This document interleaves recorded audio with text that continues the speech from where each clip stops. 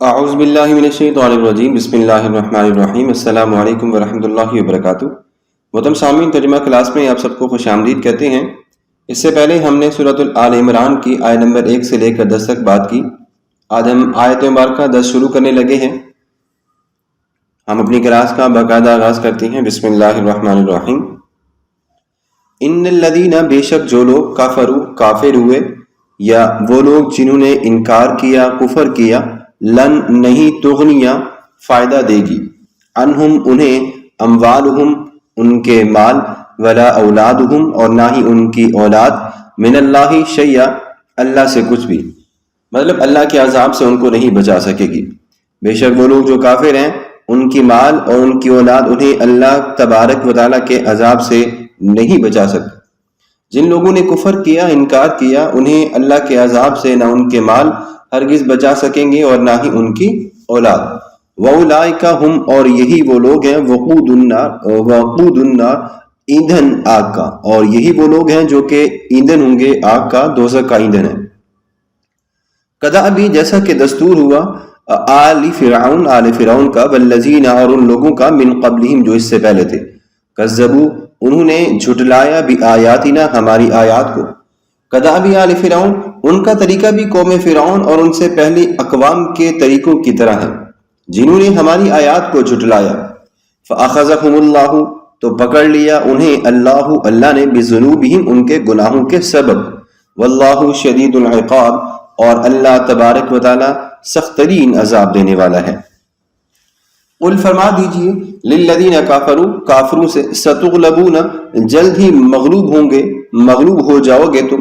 وتحشرون اور تم جمع کیے جاؤ گے، الی جہنم جہنم کی طرف، وبئس المہاد وبئس اور کتنا ہی برا وہ، المہاد بچھونا ہے، ٹھکانہ ہے، اور کتنا ہی برا یا کیا ہی برا وہ ٹھکانہ ہے۔ مطلب سامعین، ان آیات مبارکہ میں اللہ تبارک و تعالیٰ نے ارشاد فرمایا، اس سے اگلی آیت مبارکہ کو بھی ہم دیکھ لیتے ہیں۔ قد بے شک، کانا تھا، لکم تمہارے لیے، آیتن آیات، فی فئتین التقطا دو جماعتوں میں جو کہ آپس میں ملی۔ جنگ بدر کے دن جب دو جماعتیں آپس میں ملی، ان میں تمہارے لیے باقاعدہ ایک عبرت کی نشانی تھی۔ فئتن ایک جماعت، تقاتل لڑ رہی تھی، فی سبیل اللہ اللہ کے راستے میں، واخری اور دوسری جماعت، کافرتن کافر تھی، دوسرا گروہ کافروں کا تھا، یرونہم آپ دیکھتے تھے انہیں، مثلیہم دو برابر اپنے کے، رأی العین دو برابر اپنے کے، رأی العین گویا کہ آنکھ اس کا مشاہدہ کر رہی ہے۔ یا آپ اس کو آسان زبان میں اس کا یوں ترجمہ کر لیں کہ کافر جو ہیں ان مسلمانوں کو کھلی آنکھوں سے اپنے سے 2 گنا زیادہ دیکھ رہے تھے، ٹھیک ہے، مثلیہم رأی العین، اور جو کافروں کا گروپ تھا وہ مسلمانوں کو اپنے سے زیادہ دیکھ رہا تھا۔ واللہ اور اللہ، یؤید مدد کر رہا تھا، قوت دے رہا تھا، طاقت دے رہا تھا، بنصرہ اپنی مدد کے ساتھ، من یشاء جسے چاہ رہا تھا۔ ان فی ذالک بے شک اس میں، لعبرۃ یقیناً عبرت ہے، لأولی الابصار لأولی الابصار دیکھنے والوں کے لیے، آنکھ والوں کے لیے۔ مطلب سامعین، اس سے پہلی آیات مبارکہ میں اللہ تبارک و تعالیٰ نے مومنوں کے احوال بیان فرمائے کہ وہ اللہ تبارک و تعالیٰ سے ہدایت پر ثابت قدم رہنے کی دعا کرتے ہیں، اور قیامت کے وقوع اور مرنے کے بعد دوبارہ اٹھنے پر وہ یقین رکھتے ہیں۔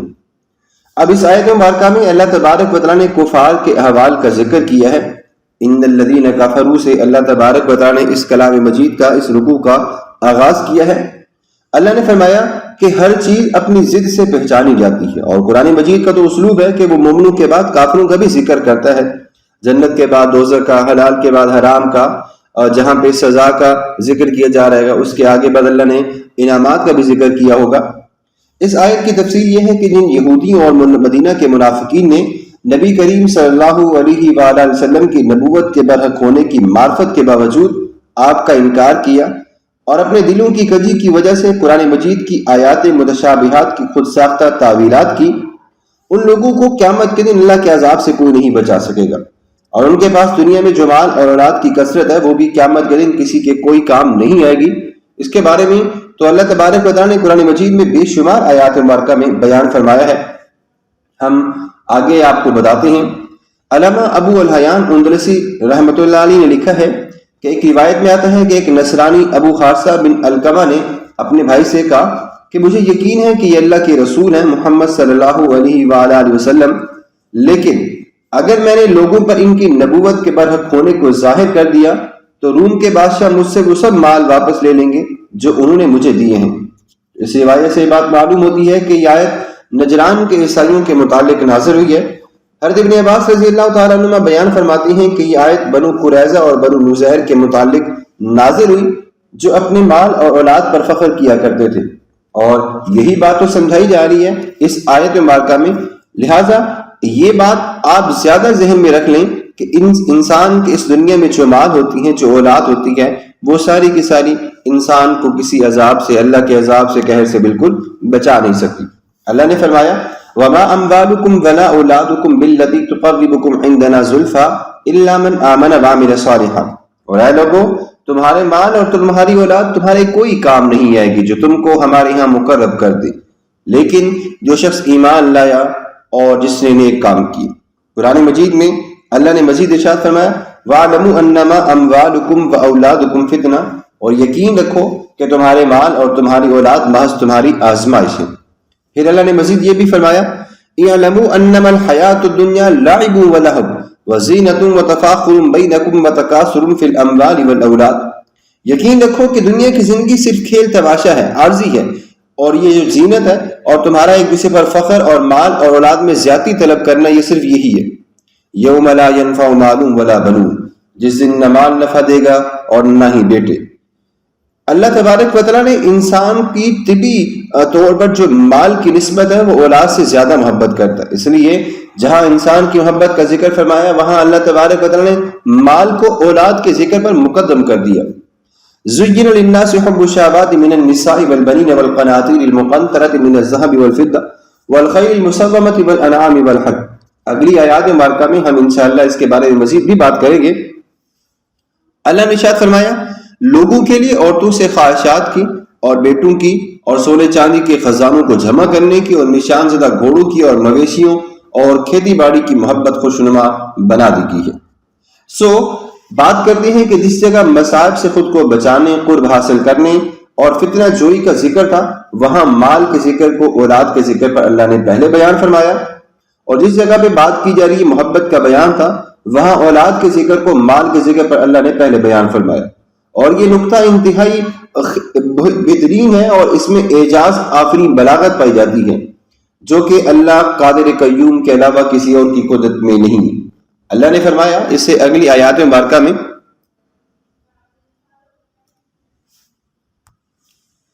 اس سے پہلے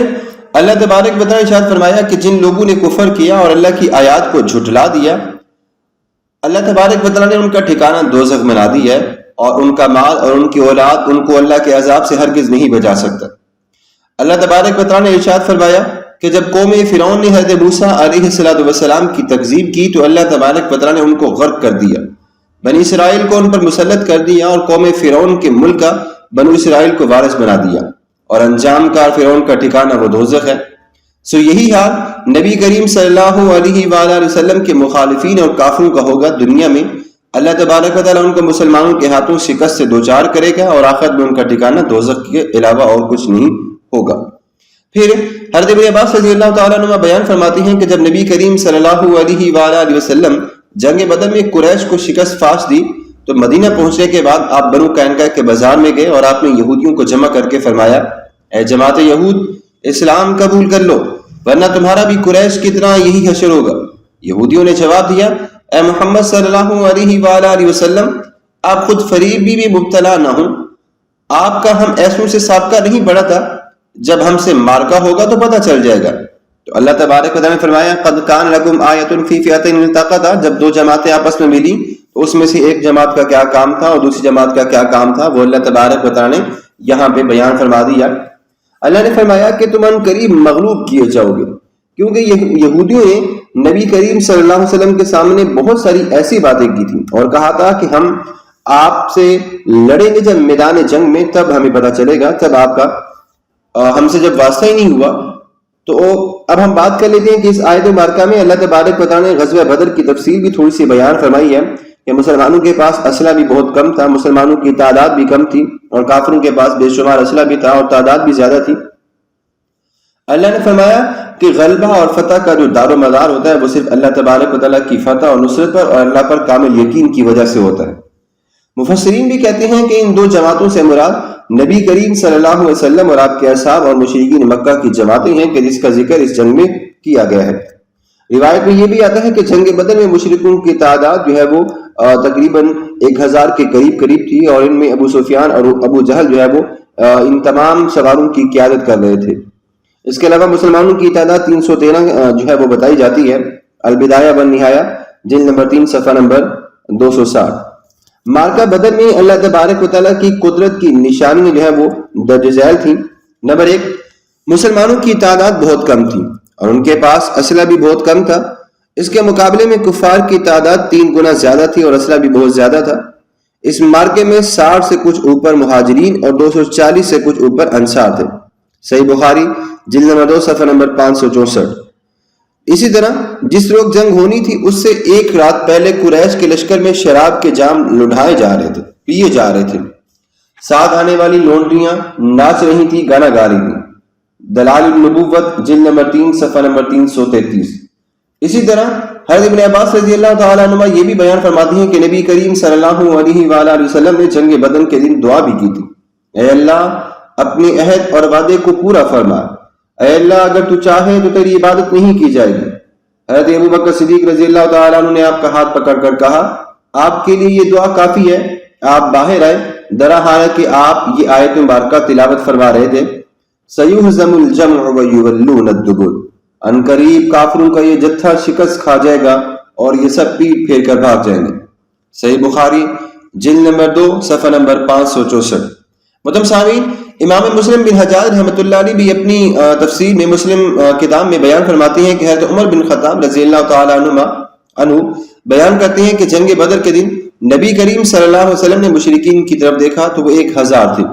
اور آپ کے صحابہ صرف 300 تھے، 313 یا 319۔ پھر نبی کریم صلی اللہ علیہ وسلم نے قبلہ کی طرف منہ کیا اور ہاتھ پھیلا کر مسلسل اللہ سے دعا کی۔ مسلسل آپ دعا فرما رہے تھے، اے اللہ تو نے مجھ سے جو وعدہ کیا اس کو پورا کر، اے اللہ تو نے مجھ سے جس وعدے کا ذکر فرمایا وہ مجھ کو عطا کر، اے اللہ اگر تو نے مسلمانوں کی اس جماعت کو ہلاک کر دیا تو زمین پر تیری عبادت نہیں کی جائے گی۔ حضرت ابوبکر صدیق آئے، انہوں نے آپ کے شانوں سے ڈھلکی ہوئی چادر کو پکڑ کر آپ کے کندھوں پر ڈالا، پھر آپ سے لپٹ گیا اور کہا، اے نبی صلی اللہ علیہ وسلم آپ نے اپنے رب سے کافی دعا کر لی، وہ ان قریب آپ سے کیے ہوئے اپنے وعدے کو ضرور پورا کرے گا۔ اللہ تبارک و تعالیٰ نے یہ آیت مبارکہ نازل فرمائی۔ صحیح مسلم جلد نمبر 2 صفحہ نمبر 93۔ قرآن مجید میں اللہ تبارک و تعالیٰ نے ارشاد فرمایا، اذ تستغیثون ربکم فاستجاب لکم انی ممدکم بألف من الملائکۃ مردفین وما جعلہ اللہ الا بشرا ولتطمئن به قلوبکم وما النصر الا من عند اللہ۔ اور جب تم اپنے رب سے فریاد کر رہے تھے تو اس نے تمہاری دعا کو قبول کیا کہ میں تمہاری 1000 لگاتار آنے والے فرشتوں سے مدد کروں گا، اور اللہ نے اس مدد کو صرف خوشخبری بنا دیا تاکہ اس سے تمہارے دل مطمئن ہوں، اور مدد تو صرف اللہ کی جانب سے ہوتی ہے۔ محترم سامعین، ان آیات مبارکہ میں اللہ تبارک و تعالیٰ نے غزوہ بدر کے احوال کو کافی تفصیل بیان کیا ہے۔ ہم امید کرتے ہیں کہ اس سورہ مبارکہ کی ان آیات مبارکہ کا ترجمہ بھی آپ کو سمجھ آ چکا ہوگا اور مختصر سی جو تشریح ہے وہ بھی آپ کو سمجھ آ گئی ہوگی۔ آخر میں ہم اس کلاس کا اختتام کرتے ہیں اور اللہ تبارک و تعالیٰ کی بارگاہ میں دعا کرتے ہیں کہ اے اللہ اس کلام مجید اور ان آیات مبارکہ کے ثواب کو میں حضور نبی کریم صلی اللہ علیہ وآلہ وسلم کے وسیلہ جلیلہ سے اپنی مرحوم والدہ کی دعائے مغفرت، دعائے سارے ثواب کے لیے اور اپنے دادا جی اور دادی جی کے لیے بھی پیش کرتا ہوں۔ الہی اے اللہ تو میری اس دعا کو قبول مقبول فرما، میری والدہ کے اور میرے دادا جی اور دادی جی کے درجات کو بلند فرما، ان سب کو جنت الفردوس میں اعلیٰ مقام عطا فرما، ہم سب کو قرآن مجید کو صحیح معنوں میں پڑھنے کی، سمجھنے کی اور اپنی عملی زندگیوں میں اس پر عمل کرنے کی توفیق عطا فرما، ہم سب سے راضی ہو جا، ہم سب کے گناہوں کو معاف فرما، آمین۔ وما علینا الا البلاغ المبین۔